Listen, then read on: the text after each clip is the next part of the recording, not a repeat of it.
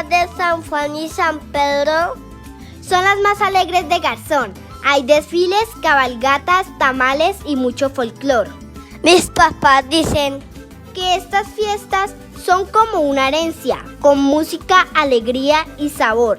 Y también son para compartir entre familia, porque en estas fiestas todos nos sentimos más huilenses. Y si hay algo que no puede faltar en estas fiestas, es la carne que sí sabe a fiesta, la que tiene en carnes finas, conservadas y maduras. En este San Juan y San Pedro vivamos la fiesta como se debe, con familia, con folclor y con sabor del bueno. Visítanos y lleva lo mejor en carnes para tus asados o tus preparaciones preferidas. Dale like a este video, compártelo con quienes aman nuestras fiestas y cuéntanos cómo celebras tú el San Pedro en Garzón.